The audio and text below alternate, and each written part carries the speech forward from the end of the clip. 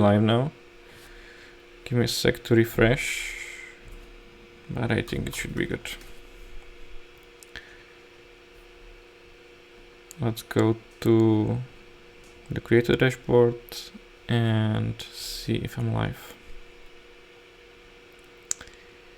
Yeah, looks good according to this. Let me do the same on my phone, and then I should be good to go.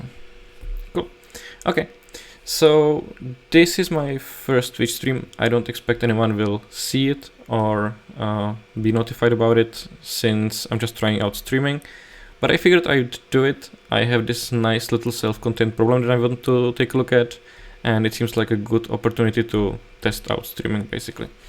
So what is the thing that I'm trying to solve, right? So in a nutshell, I'm working on a Next.js based application right now, and Next.js has a new feature in Next.js 12, which is called URL imports. So whoever is familiar with ECMAScript modules, ESM, will recognize this syntax, import from. Usually, if you are using npm, you will see a package name here. URL imports are all about being able to provide a URL to a file here, and if this file is served with the correct MIME type, which needs to be text/JavaScript, then the browser, this is a native browser feature, native JavaScript feature, the browser will be able to pull this module as if it was a file local to the other files you are viewing, regardless of the source, basically. So this is something that's quite new even in browsers. In ESM itself isn't really all that popular yet or all that widespread. A lot of people are stuck on CJS because they are using npm packages that don't export ESM, or as far as I understand, it's not quite easy to do a package which is both ESM and CJS, so that's probably why. In my personal projects, I use just ESM. I prefer it. I think it's superior. Like it much better. So my thesis here is that if I'm working on a Next.js app, Next.js is a React-based framework, I will have components that I want to use, and basically these components can be local files that I import and use, just like any other normal React app. It doesn't have to be Next.js. The principle sort of translates, but I can also use this URL import stuff to import a React component from elsewhere. So that's all good. However, the elsewhere, if I wanted to take a component of mine in my app, which is generic enough to warrant being factored out into its own thing. So if I wanted to take that React component out, make it its own thing, but didn't want to mess around with npm and publishing npm packages and transpiling and everything, just setting all that up, which I don't want to do. So theoretically, my choice here would be to take that component, copy it elsewhere, and get a URL for it. So one way you could do it is to have a GitHub repository, place the component there, and then enable GitHub pages for that repository. Add the repository root, because that way you can actually get a URL to the file that you factored out and use it in your application. So let me actually start by demonstrating that, or I will finish explaining what I'm trying to do and then I'll do it. So I want to do that, but I also want for the component to be developable in its own environment, in its own playground. I am considering making that playground another Next application, so I have the niceties of having everything set up for me by Next in both the actual main application and the component playground application. So if I have two Next apps side by side, I have them in a GitHub repo. This GitHub repo has GitHub pages enabled. I should be able, from one, use URL imports to import a component that resides in another. So that way I get a free playground to develop the component in isolation, and I can just import it using URL imports to my main application. So let's give it a shot. I'll start by taking this URL, and I will see the desktop, clone it, and go to next URL. So let's see. I will start doing this in JavaScript, but I am considering also doing it for TypeScript. So I will create a JavaScript folder and a README explaining my goals here. So this is a NextJS URL import React component. In this repository, I am attempting to test out a hypothesis. In NextJS, URL imports are supported. This means generic React components could or can be imported from outside of the main application source base without making them into npm packages. However, since a React component is not entirely, or however, to develop the React component, it is useful to have a playground for it that provides React and allows running it, debugging it, and testing it without having to use it in the main application to do those tasks, to be able to develop it in isolation. In this repo, I will create two next applications. One is the main application, and the other is another next application serving as the component playground. Both give me easy access to React and bootstrap the processes to debug with the support of live reloading. This means that even though the intended consumer of the component is the main app, its development will be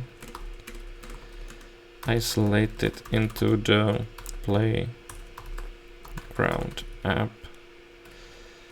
URL imports require serving the file with the correct MIME type. This is not possible with the GitHub raw URL endpoint, so I'll enable GitHub pages in the root of the repository, and that way the file will be HTTP accessible with the correct MIME type. I will do this in JavaScript first, and then try to do it once more in TypeScript, where I am not sure if a different MIME type will be needed or not. Okay, let's see about that. So let's start with the JavaScript folder, or maybe let me push this. So describe the purpose of the repository. Okay, so we have, wait, okay, I need to do the initial push.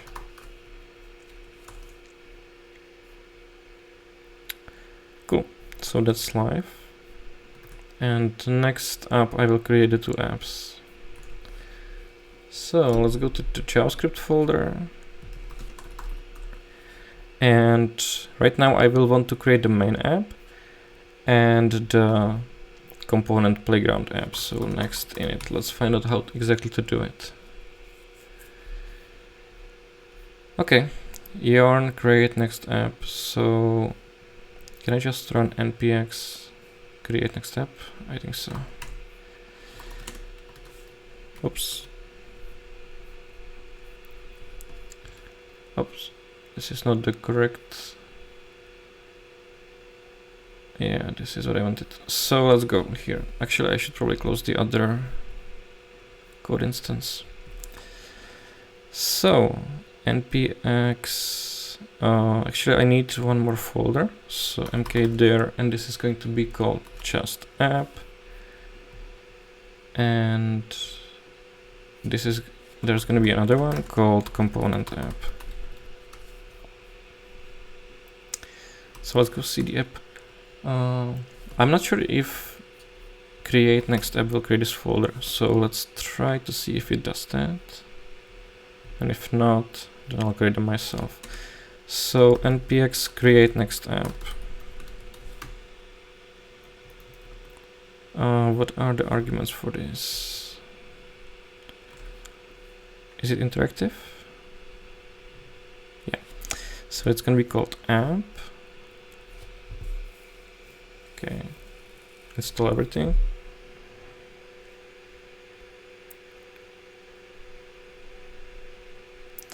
So for now, this is the JavaScript version. There's the main app. There's gonna be the component app.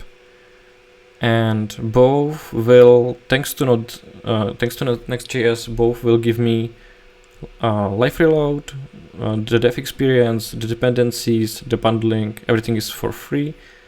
So the only thing that's theoretically needed is for the proper MIME type for the URL import to work. Everything else should be out of the box. Cool, so it does create a folder. So I'm looking at the app directory here, which is being created right now for the main app. We will just create a simple one to demonstrate usage of that factored out component. Okay, yeah, let's do this. npm install global. Oh, this is for npm, I don't care. I thought it was create next app. So let's repeat this one more time. And this other app will be named component app. Or, yeah, let's just call it that, whatever.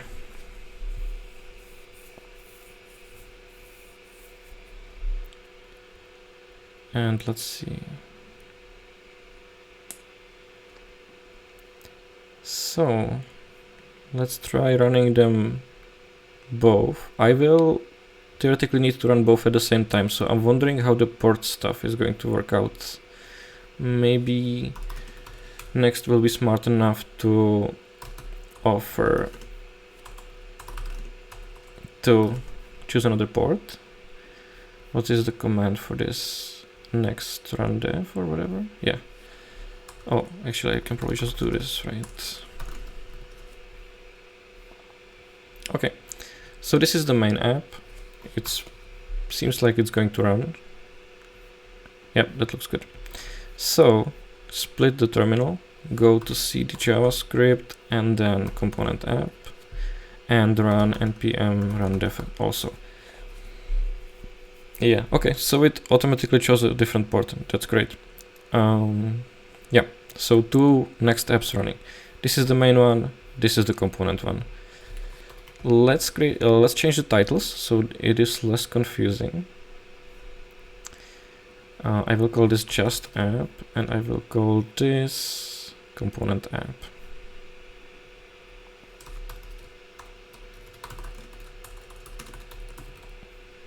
Cool. Yep. So in the component app, actually I will commit at this point. So bootstrap to create next app applications. That's good. I can push it, I guess. So let's create a component here. I should place it in the pages folder. So actually not there, above in the root folder, so it doesn't get served standalone. And what type of component? So let's just do a simple toggle button. Yep, so export default and export default function toggle button. There's not going to be an explicit React import.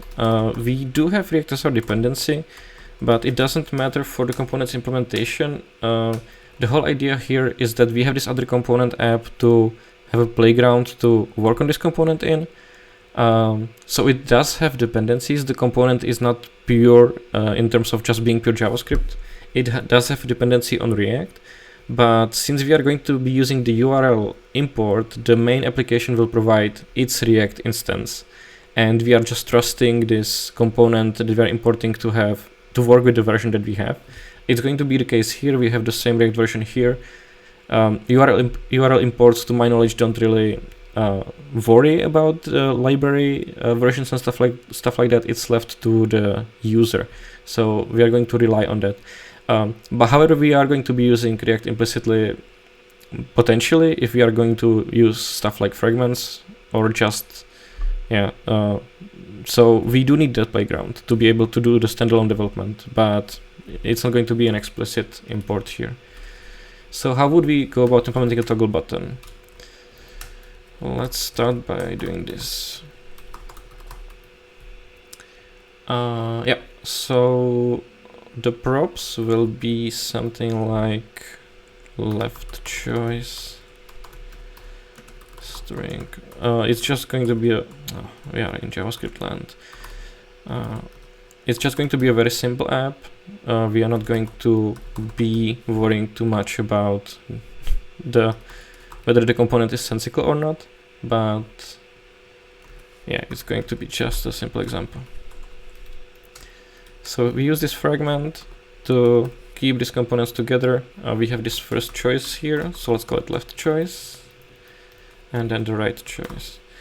Now is a good time to actually see if this component works. So let me use this in this index file here, and something should render. We need to provide the props. Let's do this. Right choice is going to be off. And let's go to the component app. So we have this that works as expected. If I place it here, will it be centered? Maybe that's going to be better. Yep. Okay. Yeah, this is fair enough. I guess it's fine for them to be vertical, although maybe I should do something like this. Yeah, this is better. So we need some state here, the current choice. We will default it to 1, doesn't really matter. So choice, set choice. And I will be a little bit non-idiomatic here and use a boolean for this. So normally it would probably be better to use a string union, but I'll just use a boolean. So I'll say disabled is choice, and this other button is disabled, not choice. So now one of them should be disabled. That works, which actually means it's enabled or it's selected in this component's case, right? Because there's two choices. The depressed button is the currently selected one. The one which is not depressed is the one which is not selected. When I press this, the order should reverse. So let's do function handle button click. And what we'll do here is just say set choice, choice becomes not choice. And this is the on-click handler for both of these buttons. So how does that work exactly? Let's see. Yep. Okay.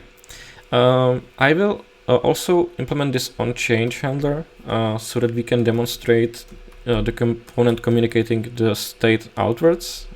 So in this case, we will do something like, I don't know, should we just also surface the boolean outward? Yeah, let's do that.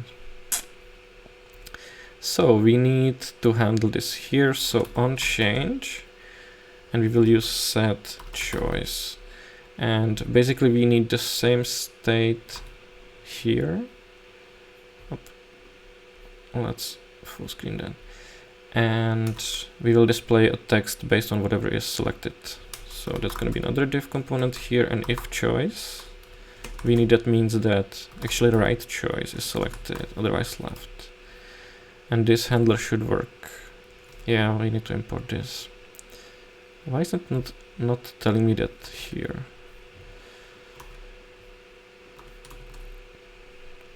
Okay, so this is incorrect. I was thinking about it the other way around. So right is selected right now, left, right, left, right. Okay, so I have this one app. This is the component playground. I have my own custom component in it. It correctly reports the state outwards. It's implemented correctly. Everything is fine.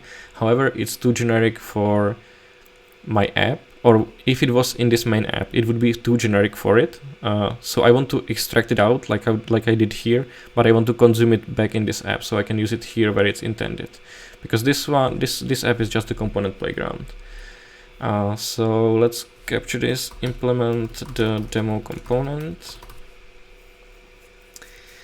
And now, let's think about how we can locally get access to the source of this component, because we do have this app serving at localhost 3001, but we are not actually, since this file is not in the public folder, it's not gonna be servable as a normal file. So I'm trying to figure out if maybe this is a cheeky move, but let's see. If I place this to public and then in index, if I pull it from here, yeah. Okay, where am I? So this is in pages. I go out, go to public, go to toggle button. I thought this might work, but maybe not. Is it actually working? Right, cool. Oh, so this is going to simplify local development quite a bit. Move component to public to be servable as file. Because this means that we can actually use this component in this playground app, and we can serve it as a standalone file. So if I do toggle button.js, it should serve it, right? Or do I need to say /public? Nope. That's a shame. I should have tried that first.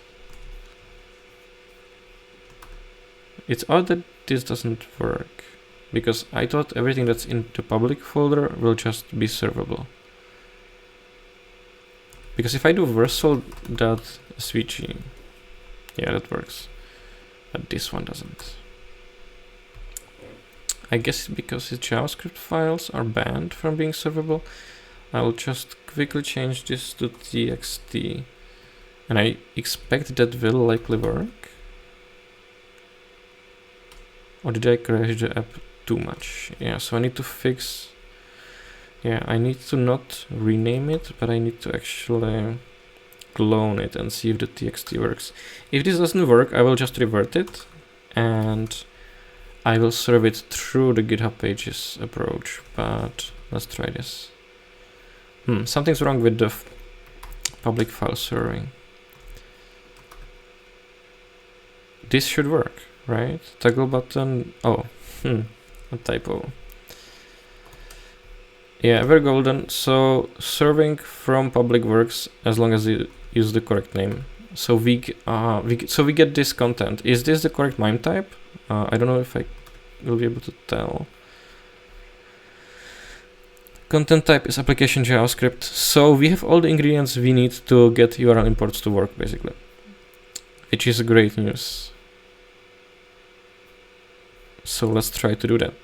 I will leave this application running, and I will focus on the main application now and see if I can import the component in it. So let's get rid of all this noise, go back to the main app. This is running here, and try to import import this component from the URL in the main app. So in here, if I go ahead and say import toggle button from this URL, and then I try to use it the same way, will that work?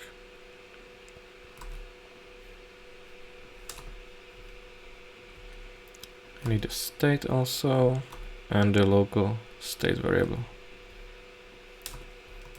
Save that. Yeah, I forgot one thing. So the target environment doesn't support dynamic import syntax, so it's not possible to use external type module version of script. I think the main reason this is failing is because I need to configure this experimental URL imports feature first. So this goes to next.config.js, and it's this branch experimental, and I need to whitelist this whole domain name, or maybe so that's let's try this first, but I think I might have to actually whitelist the whole path. Yeah, enabled experimental features, not covered by somewhere, compiled, okay. Let's see. Yeah, I see what the problem is. So I didn't realize one thing, which is that if I use a URL import, this is probably getting compiled out as a normal dynamic, or not even dynamic, but as a normal ESM import into the final bundle. And that means that this is not getting translated from TSX to, or from JSX to JS. Actually, there's a better way to tell. So if I go to network, I should see the call being made to toggle button if I refresh this page. Right? No?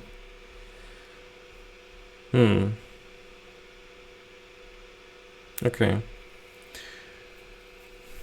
So it looks like it's pulling it at compile time, not at runtime, but it's failing to handle the fact that this is a JSX file. If I change it to JSX, will it magically work? I don't suppose so, but it's worth a shot. Let's go public here. Rename to JSX. Yeah, I'm seeing an error here because I'm serving the 404 file. So if I, yeah. So it's the same difference. I will revert the extension and, oops. Yeah, even in the import. And we can take a look at whether loaders can save the day. Which is less elegant. I was hoping this would work out of the box, but I guess it makes sense. So, but seeing this is an experimental feature, I don't suppose I will be able to configure a loader for this.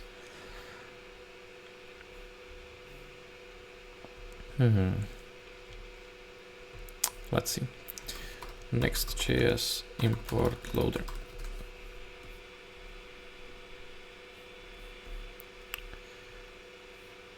How do you use these?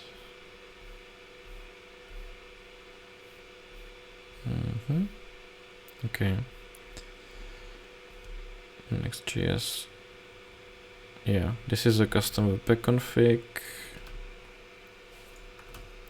So I guess I need a loader for JSX.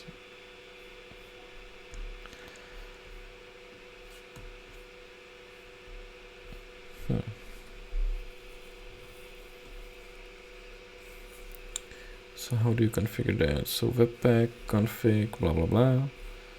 And when the module rules push. Okay, so for any, so I might do rename back to JSX so I can distinguish this from the other loaders, and then I should be able to specify, I guess Preact would be a good one to use. We have an example for it, so let's try this one. So what's the config for Preact? Oh, okay. I see. What happens if I just do this? Because if I'm using Preact by default or like implicitly like this, maybe it will just work. I don't think so necessarily, but maybe. So let's take this object and just place it right here.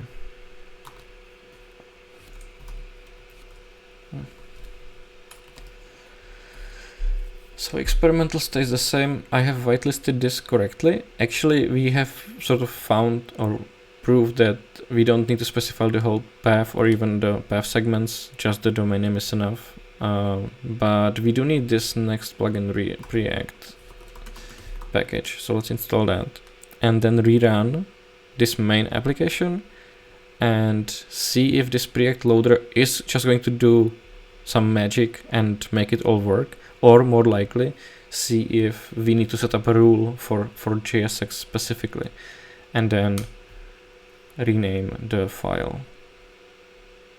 But yeah, okay. We'll fix all this, that's fine. Okay. npm I. That might be able to make this work. Okay, so let's rerun. Still missing something? Okay. Oh, so we are replacing our instance of React with Preact, I guess. Okay, so what happened here? Module not found. So we are seeing different errors. However, it's for stuff that I don't recognize, so it's probably not good. Yeah, okay. It's not, yeah, it's an error, so it's not gonna work. But I thought it was a warning at first, but it's not. So okay, so maybe Preact is not the way to go. What's this from? Next.log, is that supposed to be in the source control?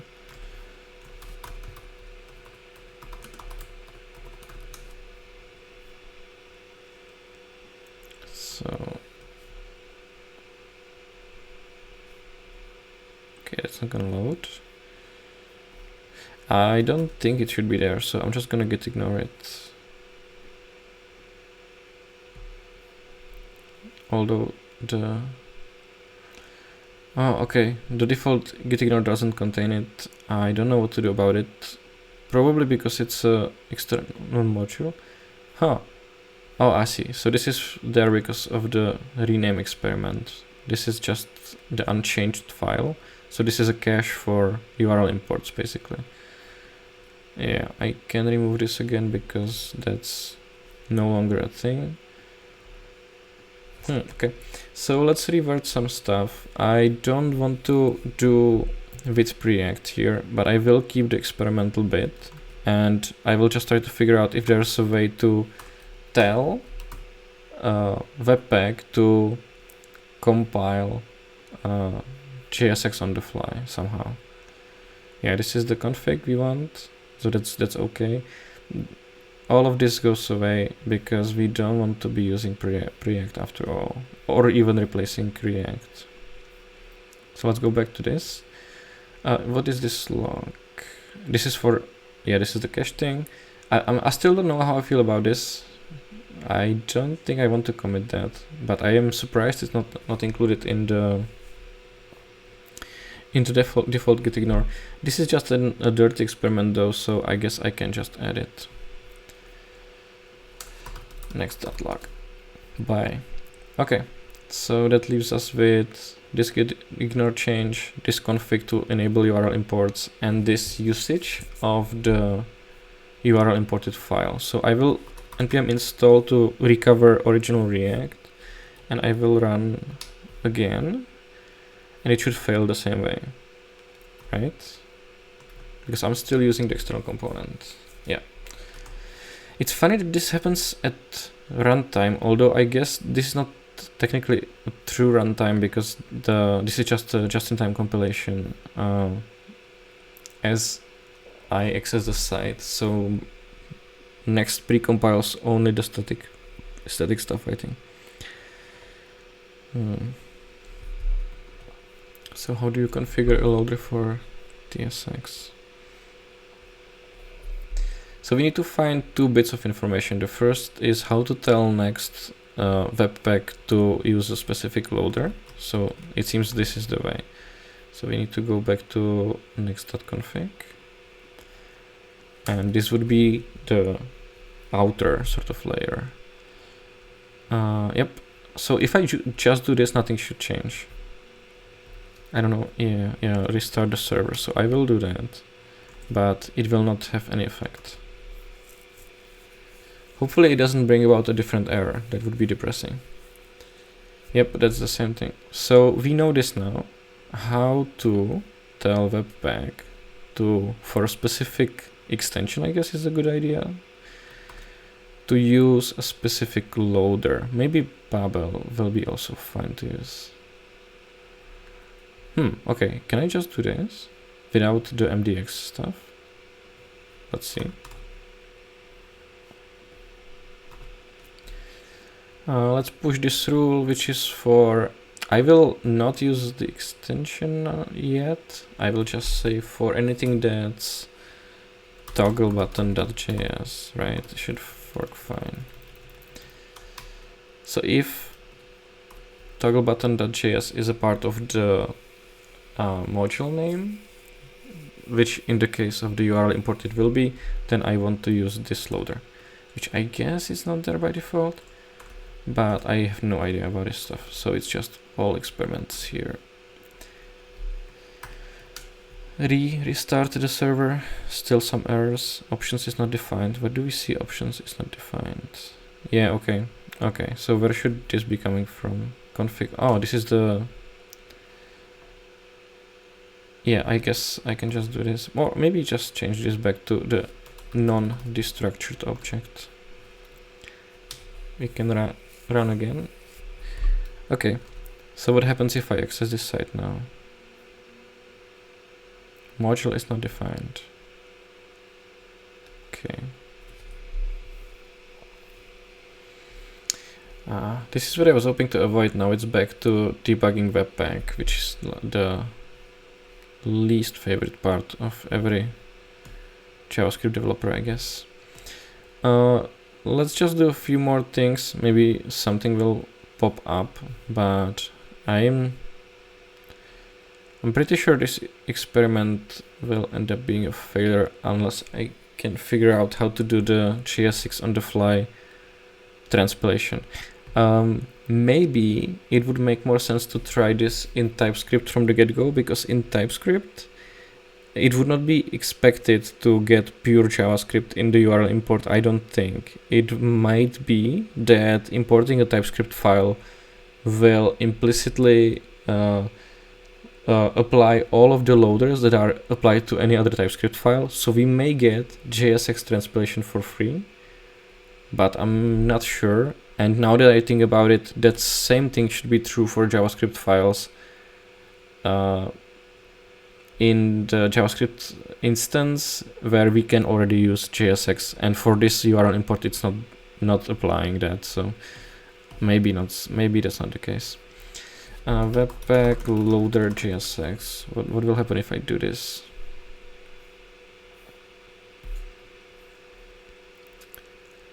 React hot Babel Node.js public. Okay, let's try this. I guess there's no harm in trying that. How do I? So it's React hot loader, or yeah, okay. Sure, let's use this, the default, but also add this. Test, so test will differ again. Loaders is an array of objects. This is a different syntax from this, but yeah, loader options. Okay.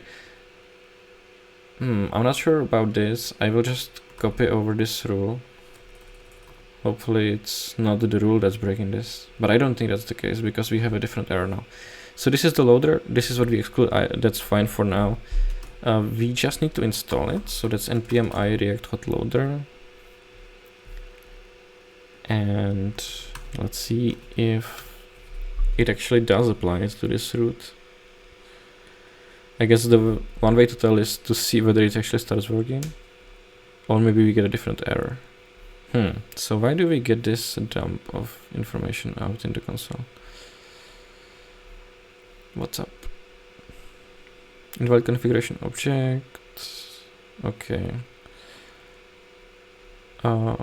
Configuration module rules. What? Should be one of... Something's wrong with the syntax, but I don't want to figure out why. Let's mess about and see if that helps anything. If I remove the rule here, but okay, so that didn't help. If I remove the rule or the test here, will this do anything? Clearly something's wrong with the schema, and from this path it's even telling me what, but it's going to be a pain to think about. Unknown property exclude. Okay.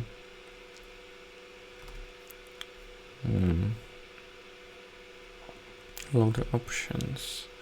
Okay, so if I leave it optionless, will that help? Okay.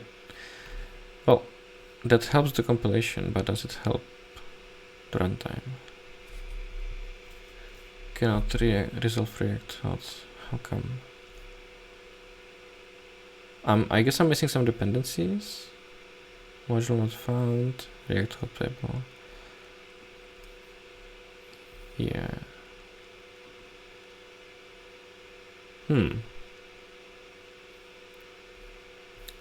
Okay, I should probably look at the answers first before I start copying stuff out of the question. Maybe I need to do this. Oh, I think the syntax with the exclamation point is for the actual like protocol of the module name, right? Or something like that. Okay, let's see if this is something that's just another in the string of experiments. Template is not a function. This is very odd. How did we get to this error? Okay, this is next hydration. Did we end up fetching the... This is not going to be in the console because it happens at runtime. So by next. So it's fetching the file, it seems like, but then it's doing something unexpected with it. I should have been documenting what I tried along the way, because I might end up having to do this again, seeing what all the dead ends were about. Okay, my guess is I can simplify this to that, right? If I remember the schema message correctly, that it said something about plain string being usable. So if this doesn't work, but at least I can make it nicer, maybe. Broken, but nicer. Yep, okay, same difference, right? Yes. So I will keep this syntax, because this looks kind of promising, but we have this cryptic error. So now would be another good place to snapshot the code at, and then get researching why this would be a thing.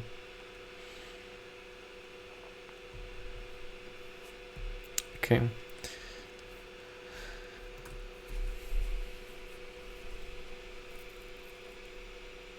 Okay, raw loader is another loader.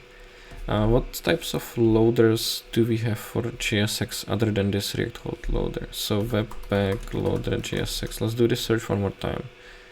And let's see if there's like a list or something. TypeScript JSX loader, okay. I don't know what this is. Maybe there's gonna be a sample here. Or maybe I can just do some, yeah, transpiling. So if I do Babel loader, will it by default transpile TSX? I'm not sure. I think I can tell it using the options. So this is another thing to try. Okay, that yeah, let's try that also.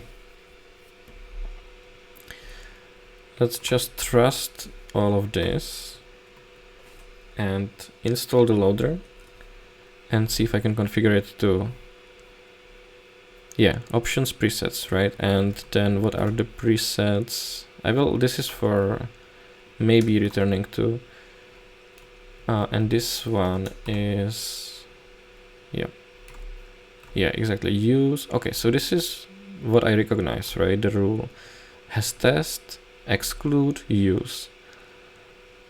I can add the exclude. I don't know if, let's not do it. Let's not mess about. So let's just go straight to the use. And then default loader bubble. I will stick with just commenting out this whole thing and using this loader alone with this preset. And there should be a React preset, I think. So bubble loader React preset. Yeah.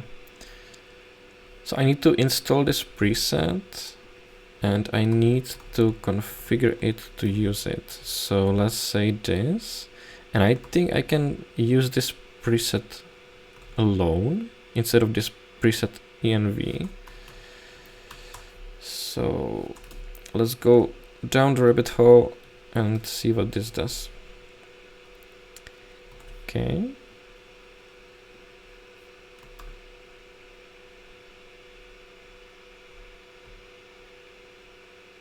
React is not defined. Well, it should be defined by next. So what's happening? So this is getting transpiled. Oh, I see, it's not a window global. So this is now getting correctly transpiled by Babel. So if I go to this, but the loader is applied, the JSX will be transpiled, and at the top there will be an import statement for React itself, as well as any other usage of React, like React.useState, React.createElement, and so on. So if I can make React, oh, this is going to be messy as fuck, but if I can make React a window global, then this might work. And I will do that in app.js. So window.react equals React, and yeah, let's see if this is a good or bad idea. Okay, so how do you do this? Use global, maybe? Oh, come on. Okay, so this was the fix. Okay, so what have we learned? So first of all, we can reject the, let's keep this. This is no longer needed.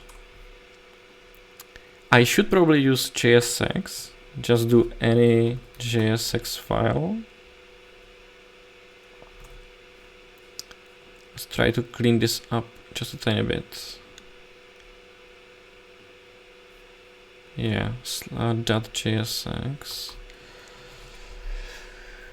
So for any JSX file, use this loader with this preset.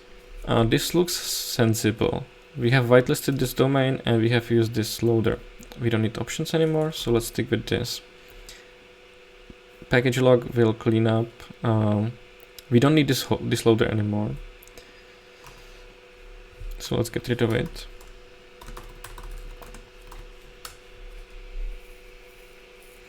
What about the depth? So we do need Babel preset, and we don't need this one. I will try to, well, does it still work after I've done this? It won't, because I have to change the extension here. And that means I have to change the usage here. So this other app should still work if I do this.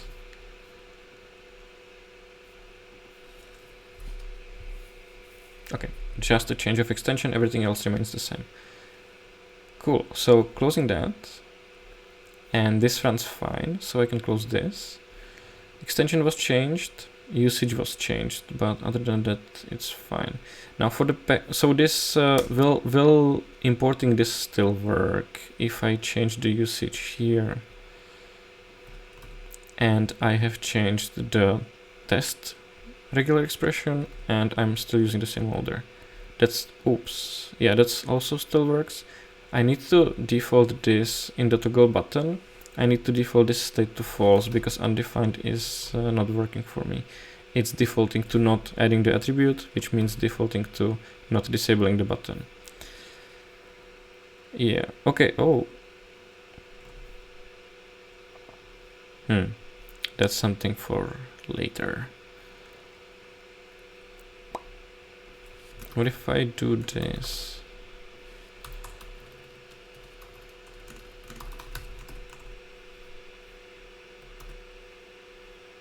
Something happens with the hydration. I don't know. I need to do some check on if is server down or whatever, I think. Anyway, that's a problem for later, because this config now works with the JSX.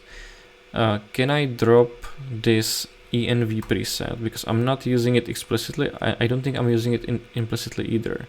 So I think I should be able to drop it. Yeah. Preset env.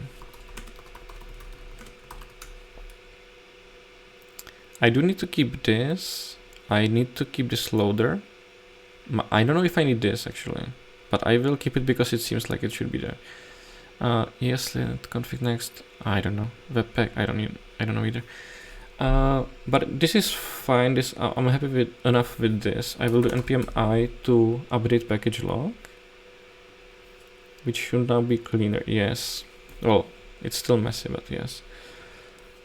This is making React global, and this is update usage in our main app. This is updating the usage in the component app, and this is the name change. Okay, so get the prototype working. I will push this, and now is the time to document. So let's do a section for JavaScript prototype. And here we'll say in the JavaScript case, the component could be imported using URL imports, but the JS6 syntax in the file would not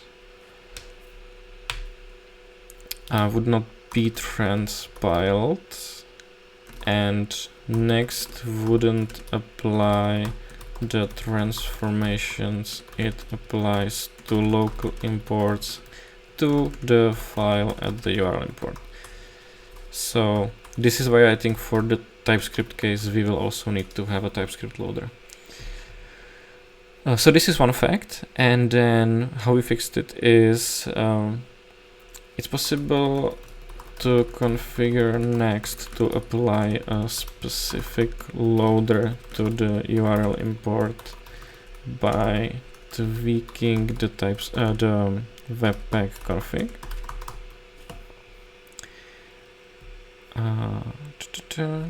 Let's show this snippet. This is what JavaScript, not JSON.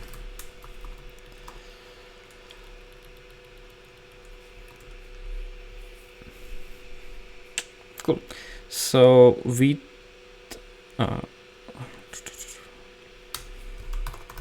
let's add this so it's not that weird.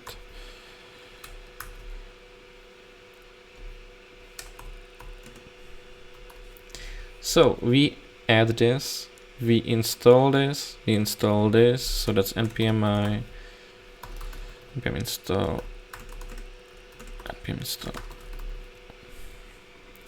Does this perfectly match the package names? I think so. Bubble.loader, bubble preset react.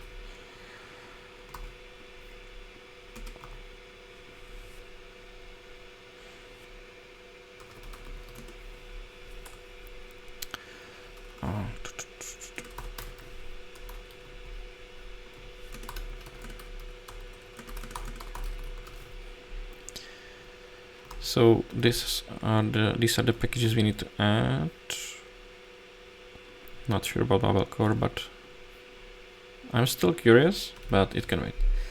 So once we do this with this new Webpack rule, the URL import will become a subject to the loader configured in this adjusted configuration.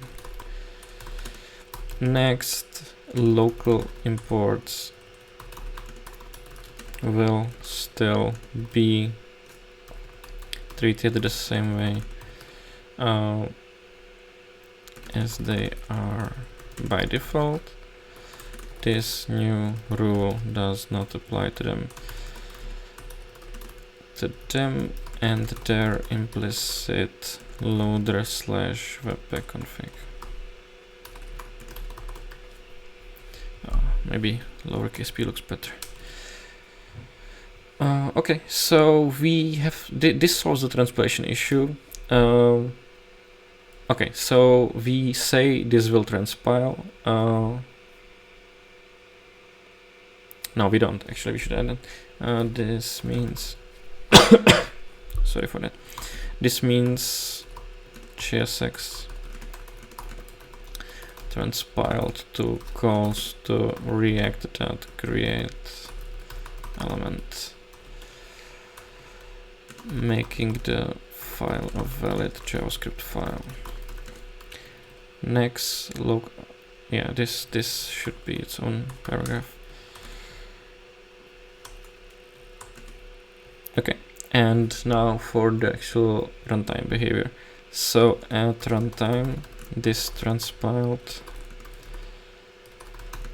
URL import will not see a global instance of React, because in Next, React is not set to the global scope. Instead, during compilation or during bundling, all components will get a reference to React bundled with them. To fix this, it is possible to expose React globally in _app.js, like so. Okay, so app.js, this is our neat little hack, and that will make it work. This will make the setup work. There's some to-dos here, so see if bubble core can be removed.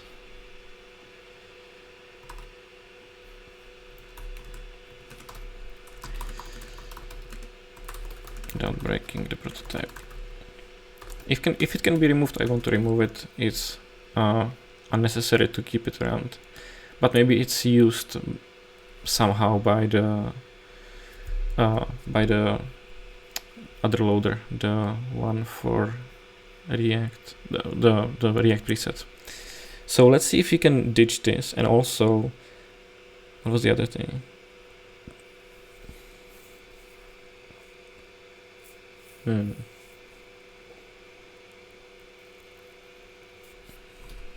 I was thinking about adding some other thing having to do with the React global, I think, but I'm not recalling what it was.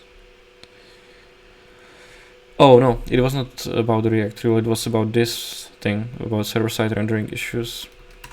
So try to fix, or not try to fix, but investigate, let's say investigate this issue.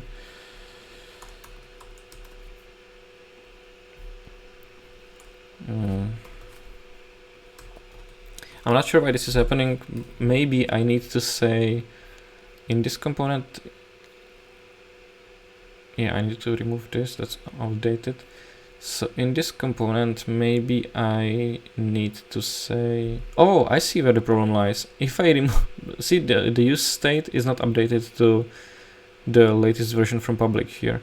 This is going to be tricky because this cache doesn't get purged when you change this file, it seems. So I don't know why that is. Maybe if I rerun this app, it might recompile it, but yeah, I don't know why it didn't do that from the get-go. Because if it's necessary to purge this cache manually for this to work, that would be quite annoying. Okay, so this didn't get refreshed. Maybe I need to yeet this as well. Yes, okay, so it refetches it. So I need to touch log.json and then this will get regenerated. Okay, so let's do an experiment now. If I don't remove this, but I do touch this, actually, two experiments. If I do remove this and then I just save this, it will not refetch it. So I need to actually remove it like this and then do this and then it will come back. So that's fine. Good to know. I do always need to completely purge this file. And the other experiment was if I change this default, not here, but in the original definition of the component. Oh, that's that. So if I change this default to true, it will not get reflected here. Here it's still false. And if I touch, save this file, this didn't get updated. Okay. So in local development,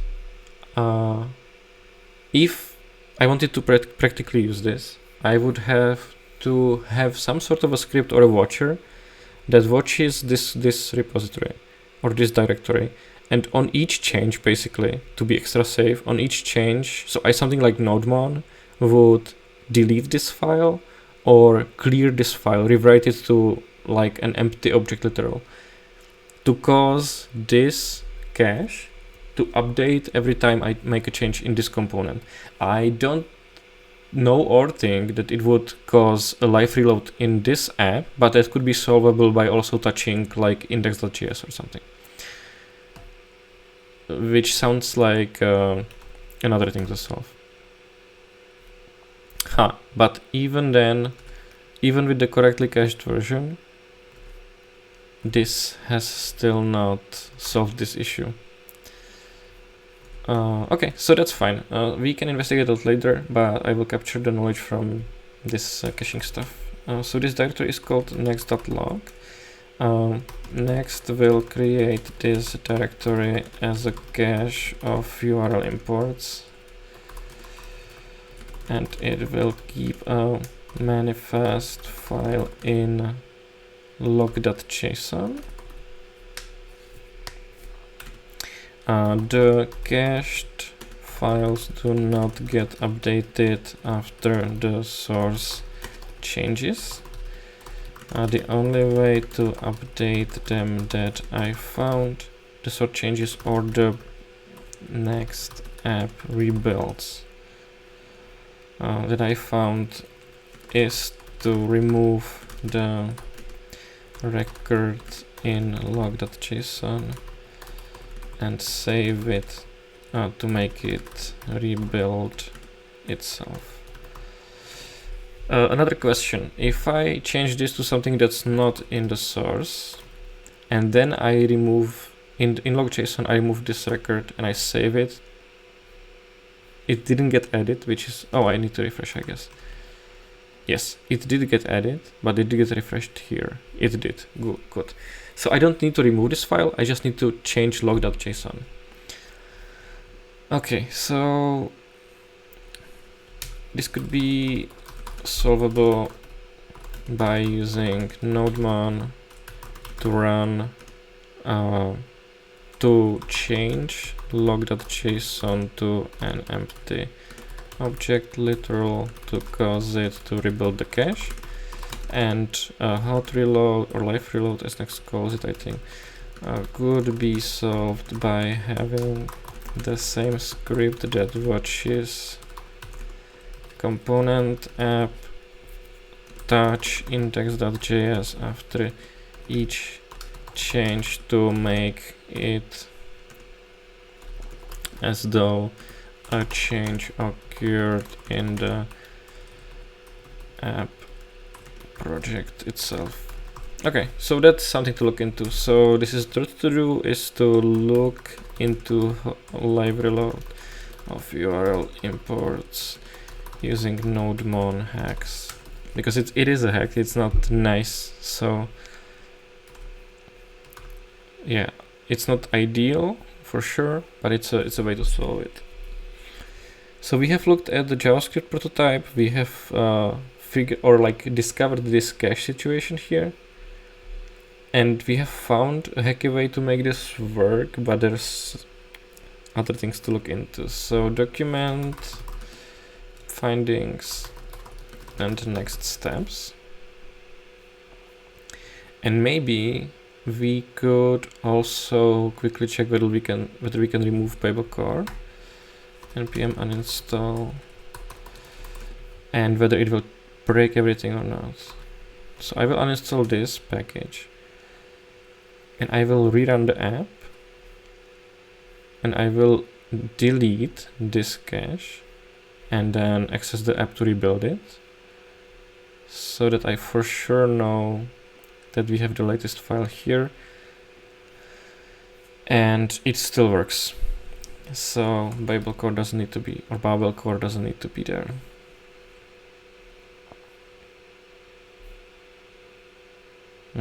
Okay, just Babel loader and this React preset. So we have removed it. This works. So confirm Babel core is not a required dependency. That's good to know. And then another thing is to retry this in TypeScript mode and see what loader changes are needed. Since in JavaScript JS files have an implicit Webpack loader applied to them, and the URL imported file doesn't, it is likely that in the case of next TypeScript template, an implicit Webpack configuration used to support TS and TSX files will also not be applied to URL imports, meaning we will need to find a TypeScript loader capable of transpiling TSX as well. Plan on looking into a TypeScript version of the same. Okay, so that's something to look at. I will yeet all of this. Don't need it. This is the local stuff. Did we cover everything from this? Okay. Maybe this would be a more lightweight loader for our needs, but Babel loader works fine. Yeah, I'm gonna skip this. That's not something I would read unless I need to find a solution to a problem. Yeah, let's skip this as well. So we have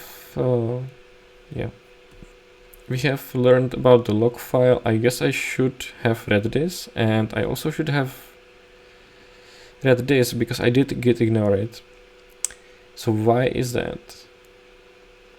Yeah, it will add newly discovered URL imports to a log file.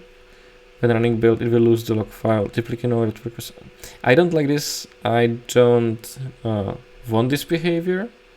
So I think if I do git ignore it, it will cause every build to refetch the files, which is my desired behavior. So I did end up git ignoring this correctly by accident. Maybe I could also take a look at making yeah, let's add this as another node. I could also take a look at making the node hot reload server serve the no cache header, so that I don't need to have node 1 running and touching the log file to regenerate. But I would still need node 1 to make live reload happen in the main application. So this says that when the file is served with the cache control no cache response header, the log file is skipped and the file is fetched new each time. This would alleviate the need for nodemon to keep resetting the cache, but it would not solve the problem with generating a live reload event in the call site app.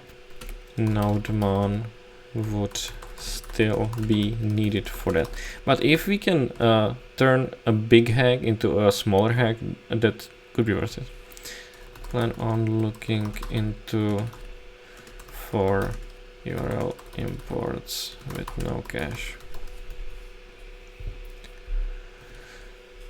Cool. So examples, Skypack is a CDN, I guess. Static image imports, that's fine, that makes sense. URLs in CSS, okay. I had no idea this was a thing. Asset import. This is not really a URL import, is it? This is just building a URL and returning that URL as a string. This is not even used. I think there's a bug in this page, but I'm not sure. I don't know enough about this yet to tell. Okay, let's check the repo. Let's see if everything got pushed as expected. And I guess that's it for this experiment. Next up is going to be the TypeScript investigation. I don't expect any surprises because most likely a loader will be needed just as it is for JavaScript. So basically just confirming that. Could be interesting to see if we can do this. But next being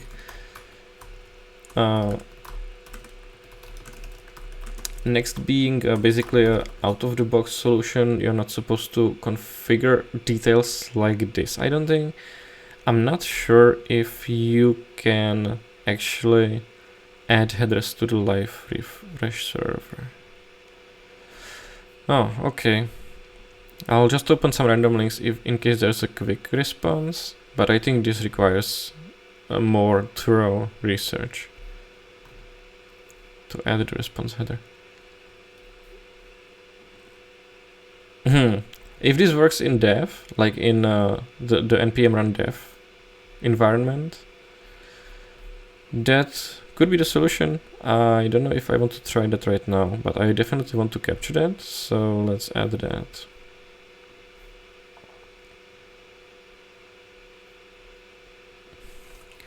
It might be possible. Control the live reload dev server response headers using this config. Bookmark the NextJS headers config link. Could be interesting. This is going to be something stupid, something with the hydration and the server-side rendering not matching up the way it should, but I don't know what yet. Okay, cool. Okay, I guess that's it. See you at the next stream where I try to figure out the rest.